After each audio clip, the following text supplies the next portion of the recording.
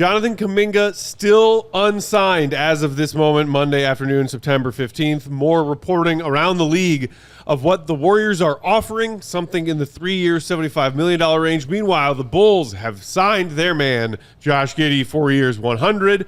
And there's still whispers of the Bulls being potentially an interested party in Kuminga if the Warriors don't want to invest long-term. Big Dave, will the Kuminga circus never end? No, it's not. It's not going to end. Nobody's high this man. No, it's not going to happen until he signs. And when he does that, then it's going to stop. Then it'll end there because I don't see him signing that 2-year deal that Golden State wants him to sign. But they're going to continue to – I think he's going to continue to weigh his options. He's going to continue to be, dangled out there to see, what teams, how desperate teams may be as far as getting somebody like this, because this is a good basketball player for sure. But no, the circus won't end anytime soon. And the qualifying offer means it's just going to extend the circus, and pause it until the next season when he will be available. And then the circus will kick back up and continue. But yeah, man, I think we're in for one. So, put your seatbelt on. So, Goat, it was, I think, Jake Fisher among a couple who mentioned the possibility that the Bulls might pursue Kuminga as a free agent if he does, as Dave just said, just decide to play on the qualifying offer for 1 year instead with the Warriors. Do you see that as more likely than working out some sort of sign-and-trade situation, which is also something we talked about earlier this offseason? Well, I think there's a lot of complications with the mechanics of a sign-and-trade. Mm-hmm. I thought maybe Kuminga might end up signing for something similar to what Giddey signed for. Like maybe Giddey was the domino that needed to fall in order for the rest of these guys to get their deals. But it seems like the Warriors are holding firm on a 3-year deal, $75.2 million with a team option, according to Sham's report this morning. So $48.3 million guaranteed. Mm-hmm. And that's pretty close to in line with what the Bulls gave Giddey, but obviously not the fully guaranteed and not the 4 years. So, right. I understand why Kuminga would want to hang on and try to get the deal that he wants. But to me, the question kind of turns into, is there a deal that, if the Bulls are interested, is there a deal that makes sense for them to get a sign and trade done so that they can avoid a situation where he's on the qualifying offer, where he ends up getting traded and signing longer term with whoever trades for him? Because I think ideally you would just wait until next year, right? You'd hope that he signs a qualifying offer, hope that he becomes an unrestricted free agent, and then the Bulls being one of the few cap space teams out there, they can go in and make their moves. So I think it'd probably be a little bit safer for the Bulls to go out and make a deal now. The question is just, would they actually want to give up an asset to do that when theoretically they could just wait until next summer? Yeah, I don't think they won't wait. Like, I think they'll definitely wait. Like, I think all their moves that they've wanted to do have kind of been made.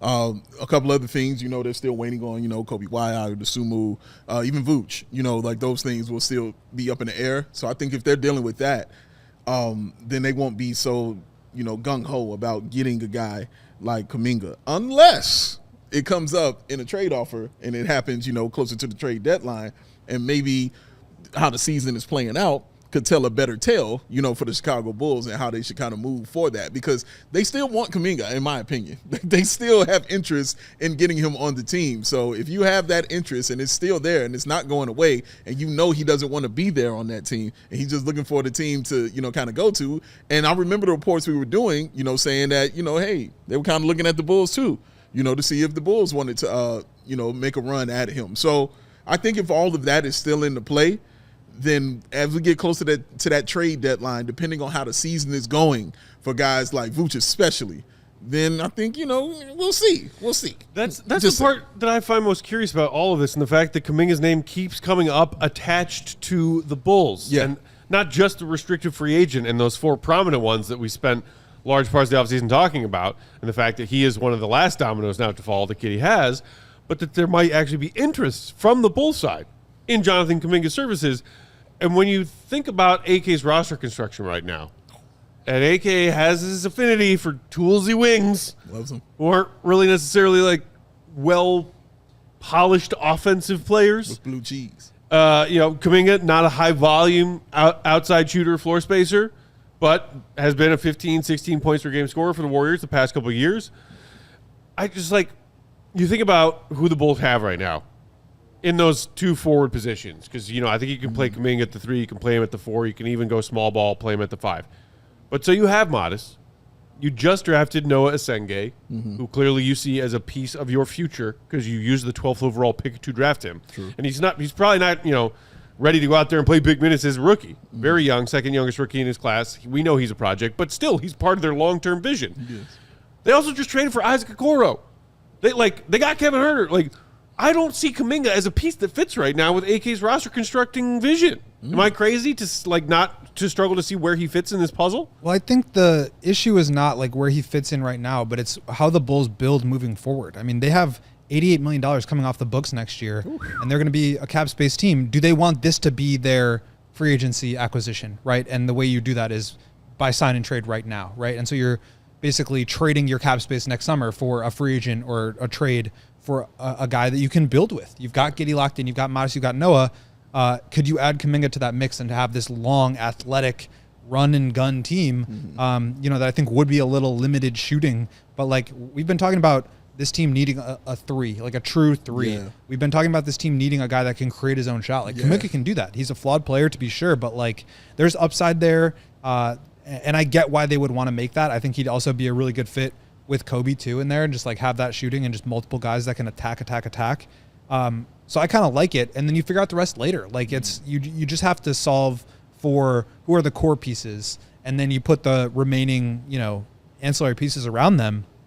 And if they feel like Kuminga is the guy, then, I could see them going after him. The question is just what would you give up?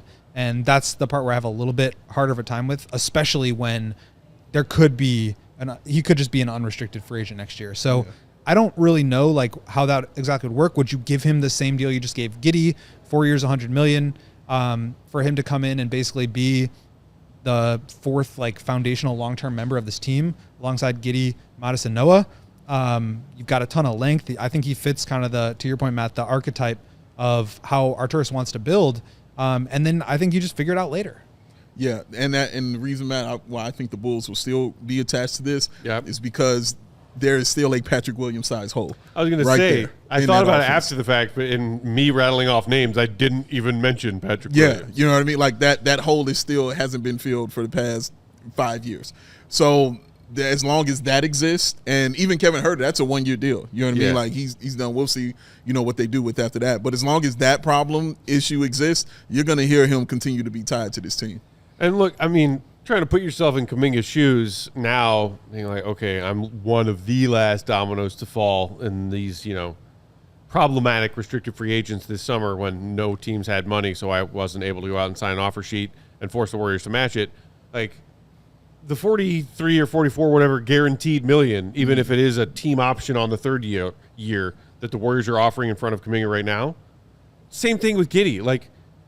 That's still more guaranteed money than playing 1 year on a qualifying offer. Unless Kuminga is so desperate to get out of Golden State, and if they thinking to himself, if they can't find a trade that they like that sends me out of here and gives me a fresh start somewhere else, then the other fastest way I can guarantee giving myself that fresh start is to play on the qualifying offer. Yeah. But you're sacrificing that difference in guaranteed money, even on a 2 year deal with a team option on year 3. That's still $44 million guaranteed compared to whatever, 10 or 11 or 12. Yeah, his, I believe, is actually smaller. I think it's closer to 6 or 8.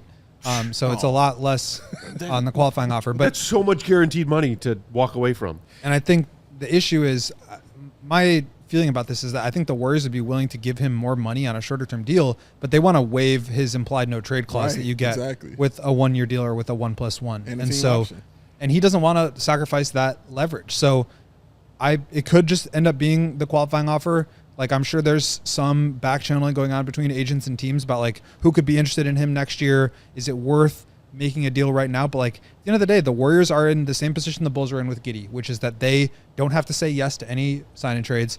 They have the ability to, match any restricted offer that he gets, and they want to get something for him. He's a good young player who has some value.